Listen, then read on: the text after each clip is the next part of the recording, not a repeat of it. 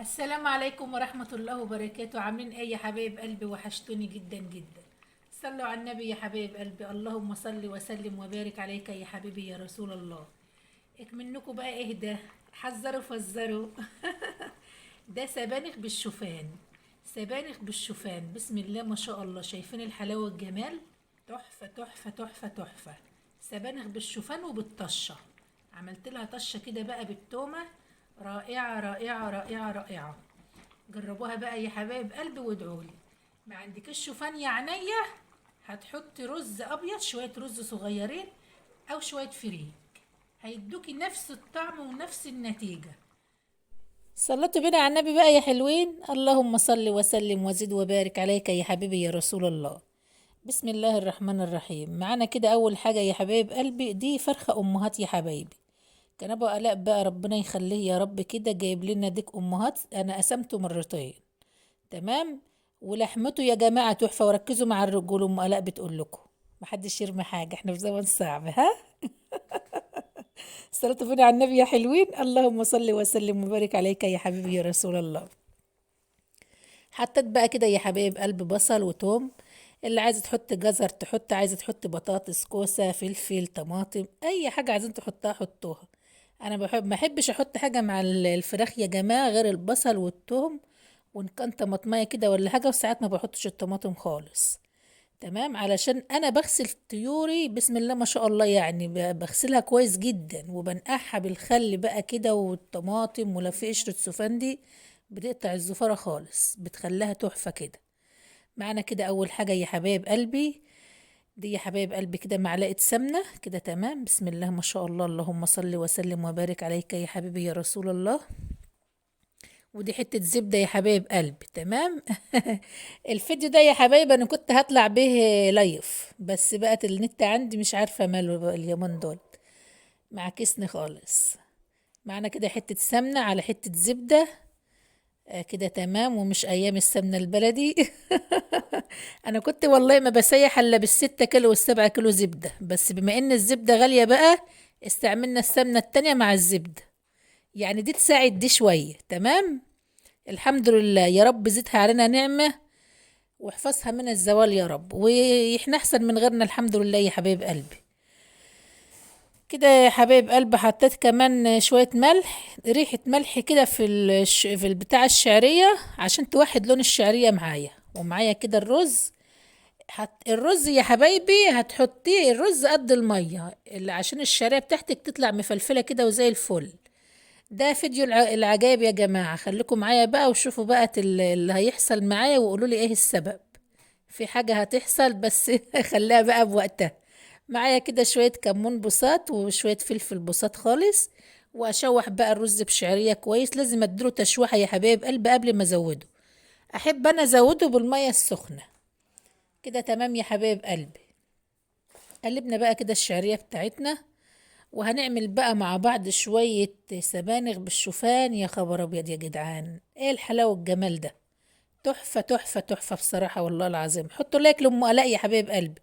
أم آلاء بتقول لكم حطوا اللايك دلوقتي. يا أم آلاء انت هتتصدم دلوقتي من اللي انت هتعمليه.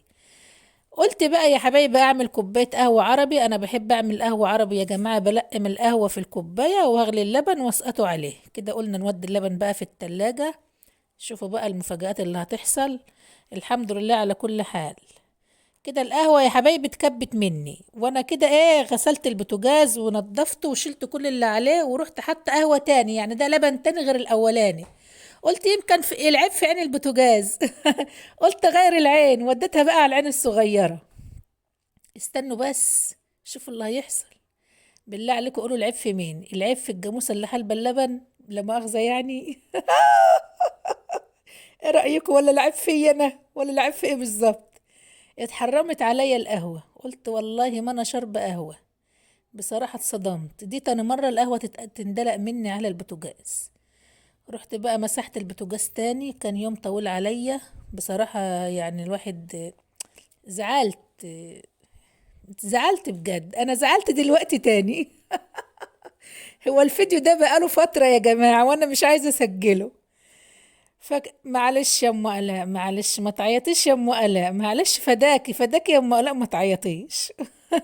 انا ما كنتش بعيط ولا حاجة يا جماعة، انا زعلت بس. قلت والله ما انا شاربة القهوة. مرضتش اشرب بقى قهوة يوميها ونفسي تسدد طبعا. بس مش عارفة بصراحة العيب في ايه بقى، الجاموسة ولا فيا ولا ولا في الست اللي بيعنا اللبن مش مسامحة فيه بيعاه وعناها فيه، مش عارفة بصراحة. هم الفلاحين دلوقتي بقى بيغشوا الزبدة، بقى بيغشوا اللبن، بقى بيغشوا كل حاجة. انا عامله لكم فيديو بالزبدة بس هنزله لكم بس كمان شوية، انضحك عليا برضو في الزبدة لقيتها مغشوشة. هنزلها لكم. كده الفراخ بتاعتي يا جماعة، على فكرة الفراخ الأمهات دي لحمتها تحفة زي لحمة البط بالظبط. بما ان بقى ان البط غالي، الدكر البط ب 250 وب 300 جنيه. فانت يا حبيبة قلب اختك يا غالية عليا، لو نفسك تاكلي بط انت وعيالك هتطلعي بقى تجيبي ديك امهات حلوة كده. الامهات الكيلو ب 35 جنيه، البط الكيلو ب 60 جنيه وب 70 جنيه، وهي نفس الطعم واحلى منه كمان. وهتجيبي ديك امهات كبير 6 كيلو ولا 7 كيلو، هتقسميه على مرتين او 3 مرات. الدكر البط ممكن تقسميه على مرتين او ايه او مش هيشبعك، او مرة واحدة تطبخيه. لكن الديك الامهات بسم الله ما شاء الله، انا قسمته على مرتين يا جماعة. الديك ده كان حوالي 5 كيلو، قسمته على مرتين وهيصنا والله. كده يا حبايب قلب انا جبت السبانخ اهو حطيتها، وجبت البصل والثوم وحطيت له شويه فلفل اسود وشويه 7 بهارات. وفركت البصله حلوه قوي وحطيتها اتشوحت، وبعدين فضيت الطماطم عملتها ني في ني. واستنيت لما الطماطم استوت خالص في السبانخ وزي ما انتوا شفتوا معايا. جبت بقى شويه شوفان حلوين كده وحطيتهم بس بعد الطماطم ما تستوي في السبانخ. شايفين بقى الحلاوه والجمال، ما اقولكوش يا جماعه الشوفان ده بيقوي الذاكرة، بيقوي المناعة. جميل جدا بصوا، وبيخسس كمان، بس مش عارفة انا مش راضية اخس ليه. بسم الله ما شاء الله يعني. وبيشرب يا جماعة كده بيشرب شوربة كتير. يعني احنا لو احنا كل يوم كده حطينا معلقتين شوفان على كوباية لبن وشربناها، هتسد نفسنا وهينفش في معدتنا وهيبقى حلو قوي. والشوفان يا جماعة جميل جدا وجربوه على ضمانتي. مفيش شوفان يا قلبي زي ما قلت لك في اول الفيديو، هتحط معلقتين رز او شوية فريك، بس شوحي الفريك الاول في معلقة سمنة بلدي ولا حاجة. خلي بالكم معايا بقى في التركة الجميلة قوي اللي جاية دي. بسم الله ما شاء الله، صلوا بنا على النبي يا حبايب قلبي، اللهم صل وسلم وبارك عليك يا حبيبي يا رسول الله. التومة كده تاخد اللون الحلو ده، ما نغمقش التومة قوي. معانا كده السبانخ اهي بتغلي بالشوفان، واطش بقى التومة كده. بسم الله ما شاء الله يا جماعة، بسم الله اللهم صل على النبي. يا رب دمها علينا نعمة واحفظها من الزوال يا رب. الشوفان كده يا جماعة بالسبانخ طعمه والله رائع رائع رائع وتحفة كده. بصوا والله احنا من حلاوته بقينا ناكله السبانخ كده حاف بالمعلقة. بسم الله ما شاء الله اللهم صل على النبي. كده بقى اكلنا جاهز اهو يا حبايب قلبي. الرز بشعرية بسم الله ما شاء الله، مفلفل وزي الفل. ومعانا برضو السبانخ، شايفين السبانخ بالشوفان.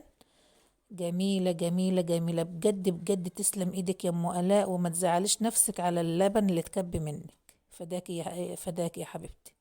بس اكتبوا لي في الكومنتات يا جماعة ايه السبب.